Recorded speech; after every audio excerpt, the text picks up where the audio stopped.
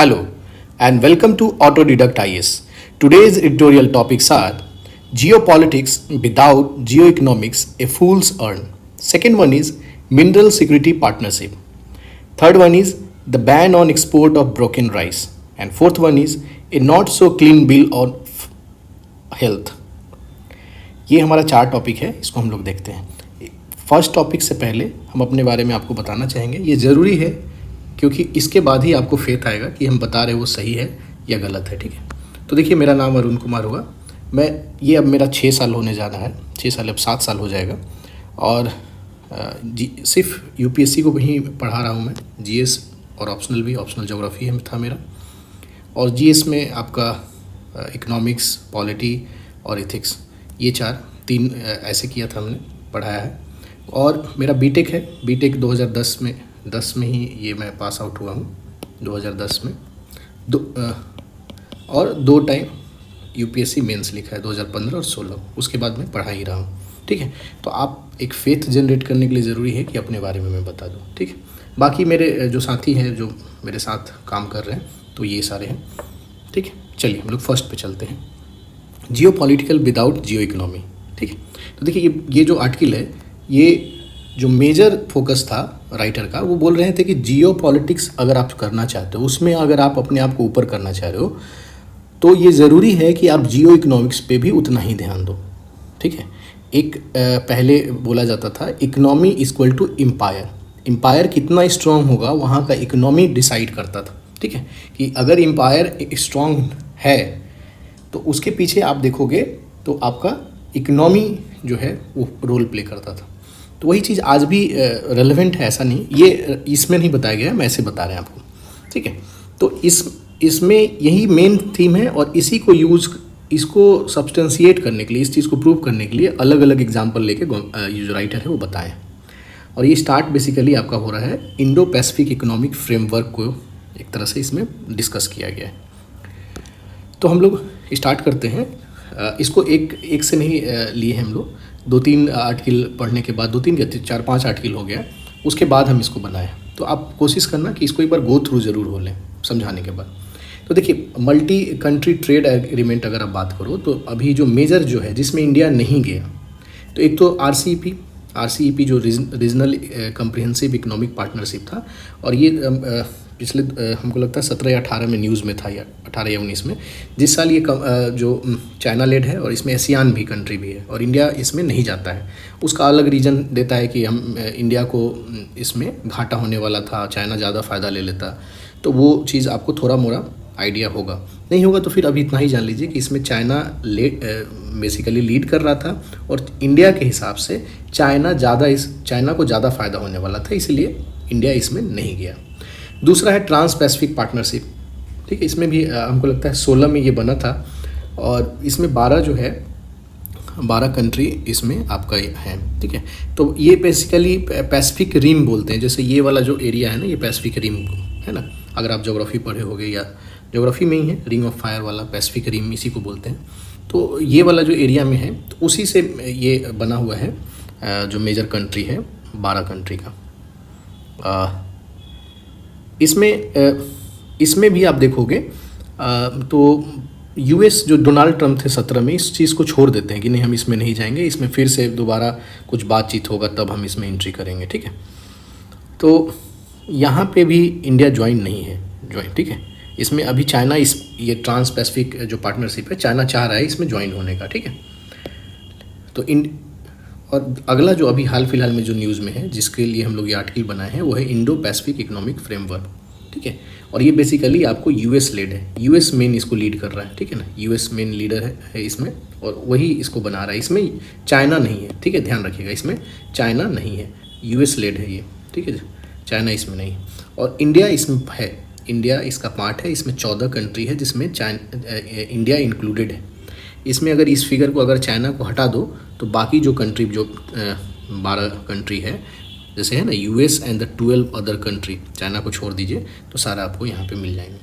ठीक है, अब इसमें एक तो ये हुआ कि 14 कंट्री का ये है, 40% ग्लोबल जीडीपी यहीं से आता है, कंट्रीब्यूट करता है ये जो 14 कंट्री है, और 28% global goods and service provide करवाता है। तो ये एक थोड़ा सा फैक्ट है, इसको लिख ही लीजिएगा, क्योंकि ठीक है ना, कहीं पे इसके बारे में आए तो यहाँ से तो इतना तो लिखना ही पड़ेगा ना आपको इसके बारे में बताने के लिए। ठीक है, इसका ये जो मेन ऑब्जेक्टिव है इसका, तो ये ऑब्जेक्टिव में जैसे रेजिलियंस बनाना चाह रहा है, सस्टेनेबिलिटी लाना चाह रहा है, inclusiveness, economic growth, fairness, competitiveness region में, ये सब चीज़ को फोकस करके लाएगा वो। ठीक है, इसके बाद आपका 4 पिलर है। ठीक है ना, ये जो बेसिकली जो है इसी 4 पिलर का बात हो रही थी इस पूरे में, कि इंडिया 3 में तो पार्ट ले लिया है, चौथा में नहीं लिया है, ये इस वाला में पार्ट नहीं लिया है, इसको नहीं किया है। ठीक है, बाकी 3 में वो इन्वॉल्व हो गया है। तो ये चौथा में क्यों नहीं किया, तो उसका कुछ रीज़न है, यहाँ डायरेक्टली आप यूटिलाइज कर सकते हो अगर इस पर क्वेश्चन आता है तो। 6 रीज़न है, 6 में से अगर मान लो कि कुछ क्लब भी कर दोगे तो 4-5 रीज़न तो आप बना ही लोगे इसमें से। तो एक तो है कि इंडिया चाह रहा है कि जो बाइंडिंग कमिटमेंट से पहले इसमें फर्दर कुछ क्लियरिटी है, अभी पूरा क्लियरिटी हुआ नहीं है, तो बाइंडिंग कमिटमेंट देना नहीं चाह रहा था। ठीक है ना, तो एक तरह से वेट एंड वॉच वाला है, 2-3 चीज़ है जो वेट एंड वॉच करना चाह रहा है, तो कमिटमेंट अभी नहीं दिया ये। दूसरा है कि जैसे इन्वायरमेंट से रिलेटेड है, लेबर से रिलेटेड है, डिजिटल ट्रेड से रिलेटेड है, पब्लिक प्रोक्यूरमेंट से रिलेटेड है, इस पर अभी पूरा क्लियरिटी नहीं हुआ है, तो ये वेट कर रहा है कि इसमें क्लियरिटी आए तो हम देखेंगे कि कैसा मतलब इसमें लिया जा सकता है या नहीं। ठीक है, तो यहाँ भी वेट एंड वॉच वाला पॉलिसी अपना रहा है इंडिया। उसके बाद इंडिया का खुद में अगर आप बात करोगे तो डिजिटल फ्रेमवर्क अभी पूरा बना नहीं है। ठीक है ना, इंडिया में अभी आप सुने होंगे जो अभी हाल फिलहाल में एक बिल था, पर्सनल डेटा प्रोटेक्शन बिल, जो बना भी था तो उसको वापस ले लिया गया। ठीक है, कि फिर से हम कम्प्रिहेंसिव बनाएंगे, न्यूज़ में हम लोग किए भी हैं इसको। तो ये अभी हमारे यहाँ नहीं क्लियर बना हुआ है, तो बेहतर है कि हम लोग अपना एक डिजिटल फ्रेमवर्क और लॉ बना लें, उसके बाद हम लोग सोचें कि ये चीज़ मतलब कमिटमेंट करें, बाइंडिंग कमिटमेंट। ग्लोबल फोरम पे अगर बाइंडिंग कमिटमेंट अगर आप करते हो और आप उसमें अभी सक्षम नहीं हो, आपके यहाँ ही लॉ नहीं है, तो फिर बाद में दिक्कत हो सकता है। तो एक चीज़ ये भी है रीजन। उसके बाद ये इंडिया ये चाह रहा है कि हम देखते हैं कि मेंबर कंट्री को क्या क्या बेनिफिट मिलने वाला है। ठीक है ना, तो एक तो वो है, ऐसा तो नहीं कि फिर ये डिस्क्रिमिनेशन कर दे डेवलपिंग कंट्री को अगर हम बात करें, तो डेवलपिंग कंट्री की अगर हम बात करें तो ये वेट कर रहा है कि कहीं ऐसा नहीं ना कि यूएस उसको डिस्क्रिमिनेशन वाले मोड में डाल दे। ठीक है, तो ये वेट एंड वॉच कहीं इसमें बात हो रहा है। उसके बाद एक और है कि इंडिया जो है फ्री एग्रीकल्चर ट्रेड पे तो राज़ी नहीं होगा। ठीक है ना, लेकिन हाँ ये स्टैंडर्ड जो है हाई स्टैंडर्ड ऑफ एक्सपोर्ट, इस पे राज़ी हो सकता है। तो एक पॉइंट ये भी बनता है। और अभी जो ये फोरम है वो बेसिकली पॉलिसी पे फोकस कर रहा है, अभी मार्केट पे फोकस नहीं किया, क्योंकि अभी बहुत सारा चीज़ अभी यहाँ है ना, स्टील इमर्जिंग है इसमें, तो अभी उस पर फोकस नहीं हुआ है। पूरा फोकस होगा तो हमारे पास ओपन है, हमको जब लगेगा तब हम उसमें ज्वाइन करेंगे।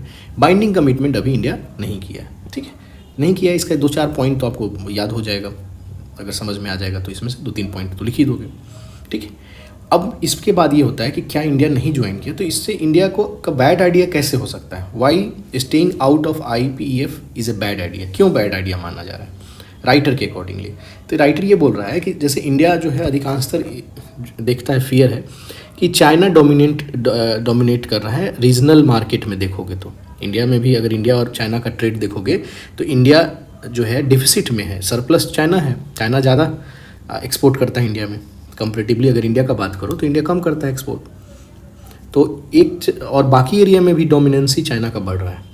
तो इस केस में ये बात हो रहा है कि जबकि ये फोरम जो बनाया यूएस, उसमें चाइना नहीं है, तो इसको चाहिए था कि इस फोरम में इसको इंक्लूड हो जाना चाहिए था। तो एक चांस बनता कि चाइना को हम लोग कैसे, चाइना का डोमिनेंसी कैसे कम कर सकते थे, तो यहाँ एक चांस हम लोग मिस कर दिए। ठीक है, पहला पॉइंट यही है। दूसरा पॉइंट ये है कि अगर आप ग्लोबल सप्लाई चेन में अगर आप चाहते हो कि ग्लोबल सप्लाई चेन में आप पार्टिसिपेशन आपका रहे, तो ये ज़रूरी है कि आप मल्टी ट्रेडिंग एग्रीमेंट में भी पार्ट लो। मल्टी ट्रेडिंग एग्रीमेंट में, रीजनल मल्टी ट्रेडिंग एग्रीमेंट में पार्ट लेना पड़ेगा, नहीं तो आप ग्लोबल सप्लाई चेन जो है, regional and global supply chain जो बात करते हो, वो फुलफिल सही मायने में नहीं हो पाएगा। ठीक है, तीसरा बात है कि जैसे जो अभी यूएस जो है, यूएस डिकपलिंग कर रहा था चाइना से, तो चाइना से बहुत सारे जो कंपनी है वहाँ से छोड़कर आए, लेकिन इंडिया में कोई नहीं आया। ये अधिकांशतर वियतनाम वाला एरिया में चला गया, कुछ बांग्लादेश में चला गया, लेकिन इंडिया में नहीं आया।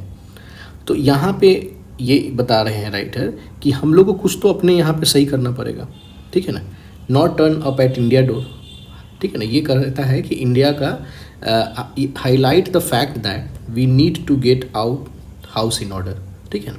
और अगर हम लोग इसमें ज्वाइन करते हैं तो एक हम लोग को इस सेंस में कि हमारा जो ग्लोबल ऑर्डर में या ग्लोबल स्टैंडर्ड हम लोग एक क्रिएट कर लेते हैं। Joining some of this multilateral trading agreement will focus India to do precisely that, है ना। तो यही बात हुआ इसमें। इसके बाद अगर हम लोग इकोनॉमिक स्टेक बढ़ाते हैं without creating economic stake with state of region, मतलब अगर हम बिना इकोनॉमिक रिलेशन जो अगल बगल रीजनल जो कंट्री है उससे बनाए हुए हम लोग चाहेंगे कि मैरीटाइम जो सिक्योरिटी है या स्ट्रेटजी बना ले, तो वो भी पॉसिबल सही मायने में नहीं होगा। तो इसीलिए बोल रहा है कि अगर मैरीटाइम अगर आप चाहते हो तो आपको ज़रूरी है कि आप इकोनॉमिक रिलेशन पहले उस कंट्री से बनाइए। तो मैरीटाइम वाला जो कंसर्न है वो भी आप उसके माध्यम से दूर कर सकते हो, ठीक है। और दूसरा, अगर आप इकोनॉमिक रिलेशन बनाते हो तो एक्ट ईस्ट जो पॉलिसी है, ठीक है ना, जैसे अगर विदाउट क्रिएटिंग अगर आप नहीं बनाते हो तो एक्ट ईस्ट पॉलिसी जो है सिर्फ लुक ईस्ट पॉलिसी तक ही सीमित हो जाएगा। पहले लुक ईस्ट पॉलिसी था, फिर हम लोग इसको एक्ट ईस्ट पॉलिसी बनाएं। लेकिन अगर हम लोग इकोनॉमिक रिलेशन नहीं बनाते हैं रीजनल कंट्री से, तो फिर से लुक ईस्ट पॉलिसी वाला में चले जाएंगे, ठीक है ना। तो ये चीज़ without creating economic relation with the regional states से 2 पॉइंट हमारा निकलता है, एक मैरीटाइम वाला और act east policy look east policy में बदल रहा है, 2 पॉइंट, ठीक है। अगला पॉइंट है हमारा है कि ये भी एक तरह से एक रिपीट हो गया है कि रीजनल सप्लाई चेन का ही बात चल रहा है। यहाँ पे भी हम लोग रीजनल सप्लाई चेन का बात किए हैं, तो आप इसको चाहो तो छोड़ सकते हो, ठीक है। अगला इसके बाद जाओगे कि जैसे अगर जितना कम इंडिया इंगेज होगा रीजनल इकोनॉमिक पार्टनरशिप में, उतना ही ज़्यादा चाइना करेगा। उस मतलब जो हम लोग अपॉर्चुनिटी छोड़ेंगे चाइना उसको यूटिलाइज कर लेगा। और एक तरह से हम लोग कहाँ पे जा रहे हैं, हम लोग इकोनॉमिक आइसोलेशन की तरफ जा सकते हैं अगर हम लोग ऐसे छोड़ते जाएं। 3 एग्जांपल तो शुरू में ही बताएं कि ये तीनों में हम लोग नहीं हैं अभी। तो जो राइटर बोल रहे हैं कि इस तरह से इकोनॉमिक आइसोलेशन में हम लोग चले जाएंगे, ठीक है। तो एक रीज़न ये बैड आइडिया वाला में ये अच्छा रीज़न था। उसके बाद इकोनॉमिक आइसोलेशन जो है, चाइना इसको वेपनाइज कर सकता है, weaponize trade against India during time of major bilateral stand off, ठीक है ना। तो ये ज़रूरी है, जैसे आपको सबको बोलेगा कि नहीं कोई इससे लेन देन नहीं करेगा, तो एक तरह से वेपनाइजेशन का ही तो बात है। जैसे यूएस आपका रसिया पे लगा रहा है तो वो भी वेपनाइजेशन ऑफ ट्रेड है एक तरह से। चाइना पे लगा देता है तो भी वेपनाइजेशन है, क्योंकि उस समय में वो यूएस जो है पहले से ही इस जगह पे पहुंचा हुआ है कि वो वेपनाइजेशन ऑफ ट्रेड कर सकता है। अब चाइना भी उस जगह पे पहुंच जाएगा अगर हम लोग हर एक चीज़ को, हर एक जो मल्टीलेटरल इकोनॉमिक कोऑपरेशन हो रहा है या उस फॉरम में हम लोग नहीं जाते हैं, तो एक तरह से हमारा आइसोलेशन चाइना को एज दे देगा, ठीक है। और वो चाइना बाद में हम लोग को वेपन की तरह पे उस चीज़ को यूटिलाइज कर लेगा। तो ये बहुत अच्छा इंपॉर्टेंट पॉइंट है, इसको लिखिएगा ज़रूर एग्जाम में आए तो। अगला है हमारा कि हम लोग जो इंडिया पैसिफिक का जो हम लोग को अपॉर्चुनिटी दे रहा था, इसमें हम लोग ट्रेड वाले में अब नहीं गए तो एक तरह से मिस कर रहे हैं, ठीक है। उसके बाद लास्ट है हमारा कि अगर हम जियो पॉलिटिकल इंटरेस्ट चाहते हैं, है ना, जैसे ये है deciding not to be part of 2 of the Indo Pacific की ट्रेड। 2 मतलब एक तो आपका अभी वाला और एक आपका ट्रांस पैसिफिक पार्टनरशिप है, उसमें भी हम लोग नहीं हैं।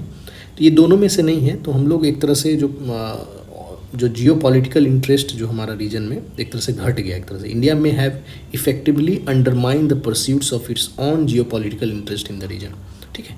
तो ये आपका कुछ पॉइंट है जो कि नहीं होने से हम लोग कहाँ मिस किए, क्या गलती की हैं, तो गलती से हम लोग को क्या नुकसान होगा, ये पॉइंट हम लोग यहाँ किए, ठीक है। उसके बाद क्या करना चाहिए, तो अभी एक तो ये है कि इंडिया जो है अभी ऐसा नहीं है कि इसमें पार्ट नहीं लिया, अभी हम लोग वेट एंड वॉच में है। तो हम लोग अभी हमारे पास अपॉर्चुनिटी है दोबारा इस पे सोचने का। दूसरा है कि हम लोग RCP जो हम लोग नहीं ज्वाइन किए हैं, उस डिसीजन को भी हम लोग को रीथिंक कर सकते हैं, ठीक है ना, और फिर से ज्वाइन होने का मतलब गवर्नमेंट जो राइटर चाह रहे हैं कि उस पर फिर से सोचिए और उसमें ज्वाइन होइए। तीसरा है कि जो हमारा जो ट्रांस पैसिफिक पार्टनरशिप है, ठीक है ना, जो चाइना अभी चाह रहा है कि उसमें ज्वाइन करे, तो इंडिया को भी चाहिए कि उसमें इनिशिएटिव ले कि इसमें जाकर ज्वाइन हो जाए। इसके बाद जो इम्पोर्टेंट अभी अगला हमारा जो टॉपिक निकला था यहीं से हम ले लिए हैं कि मिनरल सिक्योरिटी पार्टनरशिप जो है अभी यूएस लेड बना हुआ है, यूएस लेड 11 मेंबर्स ग्रुप है इसमें। और एक तरह से जो मिनरल सप्लाई के लिए जो हम लोग अभी हाल फिलहाल में चाइना पे सारे वर्ल्ड में उसी पे डिपेंडेंट है, तो उसका जो हेजोमनी तोड़ने के लिए यूएस इस चीज़ को बनाया है। तो ये एक अच्छा ग्रुप है। इंडिया चाहेगा तो लॉबी करके इसमें एंट्री ले ले, ठीक है। अभी आ रही है, इंडिया नहीं है इसमें, ठीक है। और एक लास्ट है कि जो हमारा जो फोबिया है कि हम लोग मल्टीलेटरल ट्रेडिंग एग्रीमेंट में नहीं जाएं, वो हमारे लिए हानिकारक होगा, इससे हमको बाहर निकलना पड़ेगा, ठीक है। What need to be done, ठीक है। तो ये बहुत अच्छा है। आपका सारा मतलब आंसर टाइप में जो यूपीएससी में आंसर लिखाता है लगभग उसी फॉर्मेट में है, पॉइंटर फॉर्म में है, आपके लिए बहुत कारगर होगा। एक बार रिवाइज कर लीजिएगा, ठीक है। एक चीज़ और ध्यान देना कि ग्लोबल ट्रेड शेयर अगर आप देखोगे तो इंडिया सिर्फ 2% है और चाइना 15% है। कहीं लिखने के लिए काम आ जाएगा, ये अच्छा पॉइंट डेटा है। आगे आते हैं हम लोग कि मिनरल सिक्योरिटी पार्टनरशिप है ना। अभी हम बात किए थे कि चाइना का जो डोमिनेंस है इसमें, इसको तोड़ने के लिए बात किया जा रहा है। तो ये है क्या, ये हो गया पहला बात। दूसरा पॉइंट इसमें है कि इसमें apart from US the other country have to have join this partnership. कौन कौन है? ऑस्ट्रेलिया है, दिख रहा है आपको। इसके बाद ऑस्ट्रेलिया के बाद और कौन है, एक मिनट, ऑस्ट्रेलिया है, कनाडा है, फिनलैंड है, फ्रांस है, जर्मनी है, जापान है, रिपब्लिक ऑफ कोरिया है, स्वीडन है, यूके है और यूरोपियन यूनियन है, ठीक है। तो ये सारा चीज़ इसमें है, ठीक है। इसके बाद आपका क्या है एक्चुअली, तो ये है कि जो डिमांड है क्रिटिकल मिनरल का डिमांड हमारा क्लीन एनर्जी और अदर जो एडवांस टेक्नोलॉजी है उसमें यूटिलाइज होता है। जैसे इसका यूज़ जो है, क्रिटिकल मिनरल का यूज़ जो है वो आपको इम्पॉर्टेंट है, पीटी पॉइंट ऑफ व्यू से बहुत इंपॉर्टेंट हो जाता है, तो आप ये ध्यान रखिएगा। क्रिटिकल मिनरल क्या होता है पहले ये देख लीजिए। Mineral deposit with high economic vulnerability and high global supply chain risk, इसको बोलते हैं। अगर रेयर अर्थ को देखोगे, रेयर अर्थ मिनरल, तो वो 17 एलिमेंट होता है और ये फर्दर क्लासीफाई होता है लाइट रेयर अर्थ मेटल और हेवी रेयर अर्थ मेटल, है ना। ये ध्यान रखिएगा, लाइट और हेवी में फर्दर क्लासिफिकेशन होता है। और आपको पता है कि ये ग्लोबल सप्लाई चेन जितना डिमांड है उतना मिल नहीं पा रहा है इसमें, ठीक है। तो जैसे ये globally there is a gap between the projected supply and projected demand, gap है डिमांड और सप्लाई में, यही बात किए थे। यहाँ पे इंपॉर्टेंट है, इस चीज़ को आप ज़रूर देखिएगा बाद में जाकर, और एक बार पढ़ लीजिएगा तो ध्यान रहेगा कि मेजर क्रिटिकल मिनरल जो है ग्रेफाइट है, लिथियम है, कोबाल्ट है। इसका यूज़ कहाँ है, ये आपका पीटी पॉइंट ऑफ व्यू से इंपॉर्टेंट हो जाता है, कहाँ कहाँ यूज हो जाता है। तो आपको देखोगे कि बैटरी बनाने में, सेमीकंडक्टर बनाने में और इलेक्ट्रॉनिक मैन्युफैक्चरिंग, हाई एंड इसमें आता है यूज़। इसके अलावा एरोस्पेस में आता है, कम्युनिकेशन में आता है, डिफेंस इंडस्ट्री में भी इसका यूज आता है। जैसे fighter jet, drone, radio set, critical equipment, ये सब बनाने में काम आता है, ठीक है। और टॉप प्रोड्यूसर कौन कौन सा है, तो चिली है, इंडोनेशिया है, कॉन्गो है, चाइना है, ऑस्ट्रेलिया, साउथ अफ्रीका है, ठीक है। और ये ध्यान रखिएगा एमएसपी में सारा नहीं है, ठीक है ना। ये चिली, इंडोनेशिया, ये सारा नहीं है। जापान और ऑस्ट्रेलिया है मेजर, बाकी नहीं है इसमें। इसके अलावा इंडिया का कंसर्न क्या है कि देखिए यहाँ वाला है, इंडिया जो मेजर है, आपको यही ध्यान रखना, बाकी का कोई ज़रूरत नहीं है, कि इंडिया जो है अभी चाइना पे ही पूरा रिलाई है। तो एक तरह से चाइना अभी जो है बता चुके हैं कि 70% जो पूरा प्रोडक्शन होता है इसका ग्लोबली इंडिया यहीं पे होता है, ठीक है। इसीलिए हेडिंग था कि चाइना का हेजोमनी कैसे तोड़ा जाएगा, इसके लिए ये काम किया जा रहा है। तो ये ध्यान रखिएगा इसमें, ठीक है। और इंडिया इसमें चाह रहा है कि कैसे हम लोग इसमें ज्वाइन करें 11 मेंबर ग्रुप में, ठीक। तो ये 2 पॉइंट है, ये बहुत ही इंपॉर्टेंट था, इसलिए ज़रूरी था कि आपको बता दिया जाए। आगे हम लोग चलते हैं कि ban on export of broken rice. अब बैन तो हो गया है ब्रोकन राइस में, इसका जो मेजर है, ज़्यादा तो है नहीं, तो कहाँ कहाँ इम्पैक्ट करेगा। अगर हम एक्सपोर्ट बैन किए हैं तो क्या किए, एक तो बैन किए हैं और उस पर अगर कर भी रहे हैं, additional it mandate an export duty of 20% on rice in husk, 20% का आप ड्यूटी भी लगा दिए हो राइस। इससे क्या क्या होगा, एक तो ये जो राइटर बता रहे हैं, इससे आपका बासमती और जो पैराबॉइल्ड राइस है उस पर असर नहीं पड़ेगा। और इससे फ़ायदा क्या होगा, तो यहाँ ये 2-3 फ़ायदा गिना रहे हैं कि भाई आपका जो टूटा हुआ जो राइस होता है वो एक तरह से आपका पोल्ट्री फार्म में और एनिमल फीड वाला जो है उसको अवेलेबल हो जाएगा, इंश्योर हो जाएगा कि उसको मिल जाए। उसके बाद एक जो बहुत इंपॉर्टेंट है, जो इसमें मेजर बात किया गया है कि हमारा इथेनॉल प्रोडक्शन में फर्दर इसको मतलब हेल्प मिलेगा। जो इथेनॉल जो प्रोडक्शन होता है, हम लोग आगे बात करेंगे कि इथेनॉल प्रोडक्शन कैसे होता है, क्या होता है। उसी में जो हमारा जो ब्लेंडिंग जो टारगेट है कि हम लोग इसमें हम लोग कुछ टारगेट रखें। 20% ब्लेंडिंग जो है उसका टारगेट है यहाँ 20% बाई 2025 ये हमारा टारगेट है। तो ये फुलफिल कैसे होगा, तो ये जो हम लोग अभी बैन किए हैं तो बाहर नहीं जाएगा तो ये अवेलेबल हम लोग करवा सकते हैं। जो इथेनॉल प्रोड्यूसर जो हैं उसको हम लोग दे सकते हैं, तो थोड़ा कम दाम में मिलेगा। बाहर नहीं जाएगा तो मे भी कम हो सकता है। इस पर हम लोग और बात करेंगे, कम होगा नहीं होगा इस पर भी अभी एक हमारा क्वेश्चन आंसर फॉर्म में तो मिल जाएगा हमको, ठीक है। तो इसमें बात किया गया है कि इन्फ्लेशन होगा नहीं होगा, तो इसमें 2-4 बात किया गया है, हम उस पर नहीं जाएंगे। अभी भी फूड इन्फ्लेशन जाता है, पहला बात ध्यान रखिएगा। दूसरा है कि जो हम लोग प्रधानमंत्री गरीब कल्याण अन्न योजना जो स्टार्ट हुआ था पेंडेमिक के टाइम में, तो ये बोल रहा है कि हो सकता है आने वाले टाइम में इसको बंद किया जा सकता है। आपको पता है 5 kg जो 5 kg एडिशनल पर मंथ देने का इसमें बात हुआ था, और ये 6 महीना के लिए फर्दर एक्सटेंड हो गया सितंबर। ये लास्ट मंथ ही है ये वाला। ये आने वाले टाइम में बैन मतलब बंद हो सकता है। कारण क्या है कि जो FCI के पास जो है ये 33.5% ओवरऑल जो बेसिक है उससे कम हो गया। इतना जो सेंट्रल पूल था उसमें कमी आया है 33.5% का। तो हो सकता है कि आने वाले टाइम में जो स्कीम है वो रोक दिया जा सकता है, ठीक है। एक तो बात ये। दूसरा जो इन्फ्लेशन वाला बात है, तो ये बोल रहा है कि मे भी ये कंटिन्यू हो सकता है, ठीक है ना। इसमें फिर आपका अगर एक अगला पॉइंट आता है कि हमारा प्रोडक्शन कैसा हुआ राइस का। तो आपको पता है खरीफ क्रॉप्स के बारे में बात किया गया, और उसके बाद जो बताया गया है कि हमारा जो मेट्रोलॉजी डिपार्टमेंट बताया है कि जो मेजर जो प्रोड्यूसर है राइस का, वो वहाँ पे रेन डिफिसिट हुआ है, रेनफॉल डिफिसिट में पाया गया है। तो हो सकता है आने और दूसरा वेस्ट बंगाल में जहाँ पानी तो हुआ है, लेकिन जो मेजर डिस्ट्रिक्ट था जहाँ पे प्रोड्यूस करता था वहाँ पे भी रेन डिफिसिट आया है। तो आने वाले टाइम में potentially lower produce this year, घटने का चांसेस है प्रोडक्शन में, ठीक है। अगला पॉइंट है हमारा कंसर्न ऑन इथेनॉल ब्लेंडिंग। तो इथेनॉल ब्लेंडिंग में जैसे ये क्या होता है कि जो टूटा हुआ जो राइस है इसके थ्रू आप मतलब पहले अलाउ नहीं था, लेकिन अभी अलाउ हो चुका है 18-19 के बाद से। तो इसको अब जो प्रोड्यूसर है इसको यूटिलाइज़ करके इथेनॉल बना सकते हैं। इथेनॉल क्या है इस पर हम लोग बाद में कभी बात करेंगे डिटेल में, लेकिन अभी आपको बता देते हैं। इथेनॉल एक तरह से जो ऑयल है, डीजल और पेट्रोल जो भी बनता है, इससे हम लोग बना सकते हैं। और जो मोलेसिस होता है जो प्लांट बेसिस वाला, उससे ये बनता है। मेजरली पहले जो बनता था शुगर कैन का जो मोलेसिस होता था बाई प्रोडक्ट, उसको यूटिलाइज़ करके बनाया जाता था। लेकिन बाद में कंट्री जो है जो वेस्ट फूड आइटम है उसको यूटिलाइज़ कर सकते हैं, और टूटा हुआ जो राइस है उसको भी आप यूटिलाइज़ करने का ये जो रूल आया था उसमें अलाउ कर दिया था हमारा इंडिया, ठीक है। तो इस केस में ये जो 2025 तक 20% हमको अचीव करना है ब्लेंडिंग। मतलब आप मान लो कि अगर 1 लीटर है, 100 लीटर अगर मान लो कि आपका पेट्रोल है, तो इसमें 20 लीटर ब्लेंडिंग का मतलब ही हुआ 20%, मतलब 20 लीटर आपका इथेनॉल डाल दीजिए और प्लस 80% आप अपना पेट्रोल डाल दीजिए, ठीक है। तो ये ऐसा ही ब्लेंडिंग का मतलब यही होता है एक तरह से। आप लेमन लैंग्वेज में आप यही जान सकते, ये इतना ही ध्यान रखो। अब इसमें एक और बात होता है कि जैसे मान लीजिए क्या फ़ायदा है, तो ये बेसिकली अगर हम उस पर जाएंगे तो अब इथेनॉल वाला टॉपिक पे हो जाएगा। मेरा इथेनॉल टॉपिक पूरा नहीं है, हमारा सिर्फ राइस हस्क वाला बात है। तो अभी ये चीज़ फ़ायदा हो जाएगा कि अगर हम बंद किए हैं और यहाँ पे देखो कि हमारा ड्रॉप हो चुका है, ये 33% हमारे पूल में नहीं है। तो अगर हम एक्सपोर्ट नहीं होगा तो जो अब मेरे यहाँ पे सप्लाई इंश्योर हो जाएगा ना कि इथेनॉल वाला को हम दे सकते हैं, ठीक है ना। तो यहाँ पे एक फ़ायदा आपको दिखेगा इससे, ठीक है।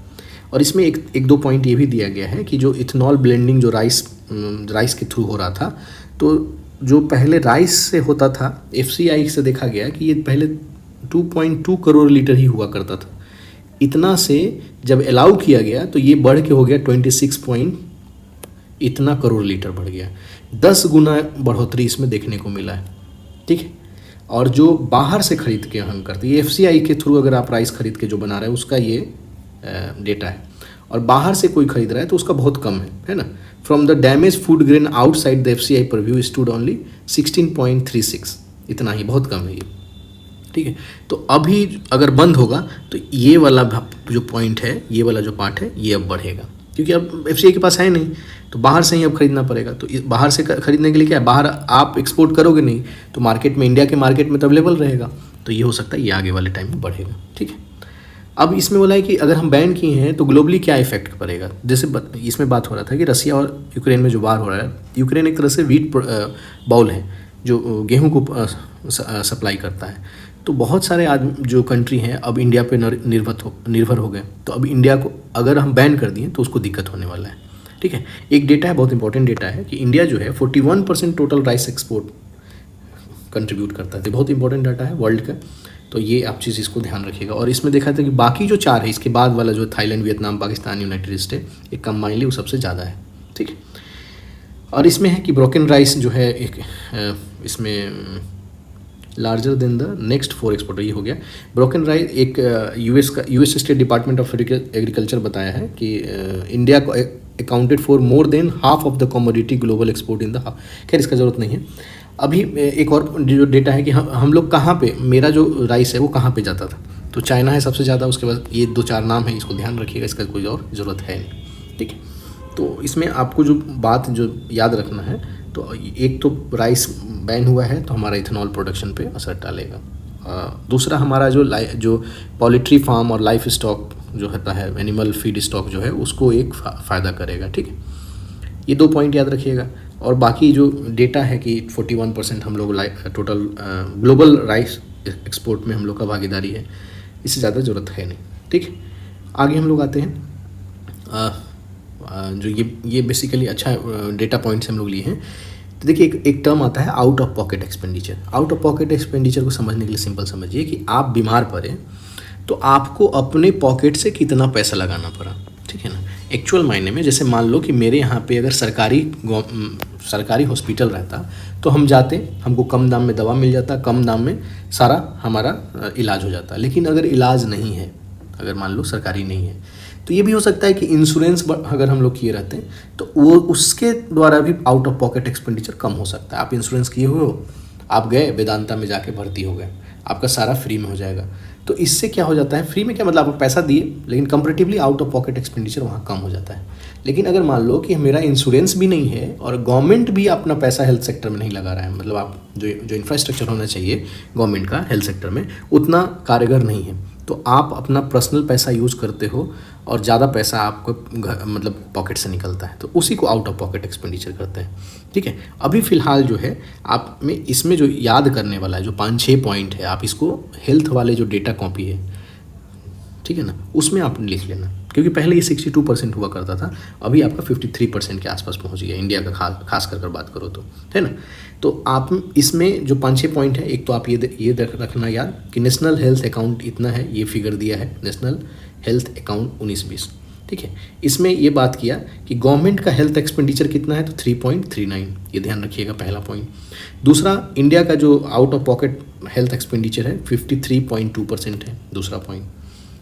तीसरा है, थोड़ा सा इसमें ये ध्यान रखिएगा, खैर इसको नहीं भी याद रखोगे तो काम चल जाएगा कि कौन कौन सा ऊपर है कौन कौन सा नीचे है, तो अगर आपको ये ध्यान रहना होगा तो रख सकते हैं। इसमें ये बता रहा है there is a slight negative correlation between the two with high per capita spending. Per capita spending अगर आप ज़्यादा करता है गवर्नमेंट तो ओपीपी एक्सपेंशन डिक्रीज करेगा। ऑफ कोर्स गवर्नमेंट अगर एक्सपेंड करेगा तो नीचे आएगा ना, मेरे को कम लगेगा, गवर्नमेंट कर रहा है तो मेरे पॉकेट से कम लगेगा, ये बात है इसमें। इसके बाद एक जो डेटा है कि जो हमारा नेशनल हेल्थ पॉलिसी 2017 आया था, उसमें जो बात किया गया था कि 8% हम लोग का एक्सपेंडिचर होना चाहिए गवर्नमेंट का, है ना। Expenditure on health cross 8%, recommended the expenditure on health cross 8% of total spending, but none of state did. ये देखिए सारे का है, कोई भी 8% नहीं क्रॉस किया है, सबका देख लीजिए कितना है। ठीक है, कोई भी 8% नहीं पहुँचा है। ठीक, इसके बाद ये भी बात हुआ है कि जो हेल्थ स्पेंडिंग है वो लार्जली जो है स्टेगनेंट है, इसमें कोई ज़्यादा बढ़ा नहीं है। ठीक है ना, तो यहाँ पे एक पॉइंट ये है कि लार्जली स्टेगनेंट फेज़ में है। ठीक है, बढ़ा भी है तो बहुत कम बढ़ा है, झारखंड का थोड़ा सा बढ़ा है, बाकी पॉइंट में है, तो आप स्टेगनेंट फेज़ में है। यहाँ पे आपका बात किया 16 से 18 के बीच का भी बात कर रहा है, तो बिटवीन ये चेंजिंग ज़्यादा नहीं आया है। एक लास्ट है कि हेल्थ इन्फ्लेशन का बात करें तो हेल्थ इन्फ्लेशन जो है यहाँ पे भी एक बात किया गया है कि हेल्थ इन्फ्लेशन जो पैंडेमिक के बाद बढ़ गया है। ठीक है, और इसके कारण क्या प्रॉब्लम होगा, यहाँ पे ये पॉइंट हम लोग यहाँ वाला देख रहे हैं। इससे क्या कंसर्न क्या है, तो आपका जो एक तो हेल्थ इन्फ्लेशन बढ़ा और दूसरा आपके यहाँ पे हेल्थ इंश्योरेंस भी कवरेज कम है, और एक पॉइंट ये कि हेल्थ इंश्योरेंस कम है और दूसरा गवर्नमेंट स्पेंडिंग भी कम है। तो ये मेजर कंसर्न है। मेजर कंसर्न इसलिए है क्योंकि अब आपको अपने जो गरीब हैं उस पर ज़्यादा असर पड़ने वाला है, या आम आदमी जो कोई भी जो सिटीजन है उसको अपना ही पॉकेट से पैसा लगा के अपना हेल्थ को देखना पड़ेगा। ठीक है, तो ये अच्छा टॉपिक था, इसमें पॉइंट अच्छा है, आप कुछ कुछ पॉइंट लिख सकते हो। ठीक है, तो आज के लिए इतना ही है। Thank you, have a nice.